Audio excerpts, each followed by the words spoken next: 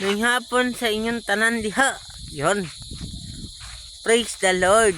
Thank you, Lord. Na nandito tayo ngayon sa aming bahay.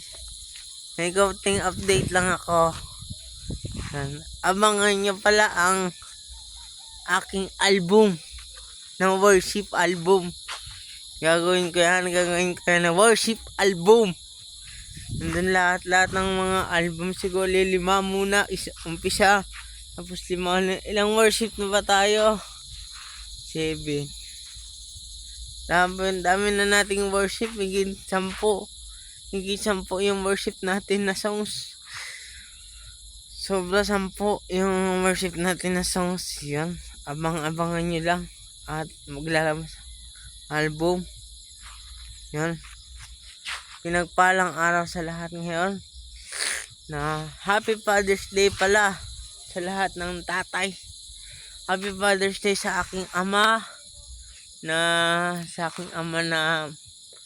mabait, aking ama na masipag, aking ama na matulungin, aking ama na malamig sa akin. Shoutout pala sa tatay ko, Mario Balillo. Ikaw ang dahilan ko bakit nandito ako ngayon. At hindi naman ito rin isama rin natin si mama kasi nakalimutan ko mag Mother's Day sa kanya yung Mother's Day. Isama na natin si mama at si papa. Dalawa yan sila. Maraming salamat sa aking ina at ama na nandiyan lagi sa akin, lalo na kay mama na si mama yung dinala ako ni mama sa tiyan niya ng ilang buwan. Salamat sa mga magulang natin, kay mama at papa. Kasi habang tayo tumatanda, kahit lumalaban tayo sa kanila, hindi nakikinig, mahal pa rin tayo ng magulang natin. Mahal pa rin tayo ng magulang natin, tandaan mo yan. Mahal tayo ng magulang natin. At salamat sa aking ama at aking ina na hindi nagsasawang magmahal sa akin. Mahal ko rin sila. At yun, salamat din sa Lord natin sa itaas na mahal ko rin na Panginoon natin. Maraming salamat kasi nabuhay ako dito sa mundo. Sa dami ng kasalanan ko noon na akala ko hindi na ako gagaling, na hindi na ako magiging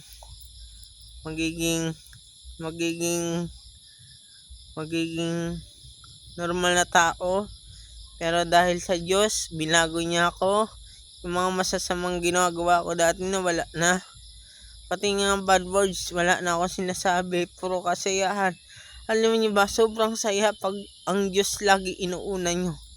Sa bagay, sa gawain, sa material. Hindi natin uunahin yan. Unahin natin ang Diyos lagi. Ang Panginoong nating nasa langit. Pag inuna natin ng Diyos, pagpapalain tayo. Bigyan tayo ng malakas sa katawan. Mahal tayo lahat ng Diyos. Tandaan niyo yan. Mahal tayo lahat ng Diyos. Nag-iisang Diyos, Ama natin sa langit. Ginawa nga yan sa libutan natin para matirhan natin, para magkaroon tayo ng buhay. Dahil mahal na tayo, gusto niya gawin tayo lahat kasi mahal na tayo. Umpisa pa lang balak na yun ng Panginoon na lahat tayong mga tao ay mahalin niya. At mahalin din natin ng Panginoon. Ang Diyos sa langit, mahalin din natin. Kasi bigyan kanya ng masaganang buhay. Hindi lang sa material. Kundi binago niya yung buhay mo. Binago niya yung ugali mo. Binigyan kanya lagi ng blessing. Maglingkod ka lang sa kanya. At ang Diyos gagabay sa atin.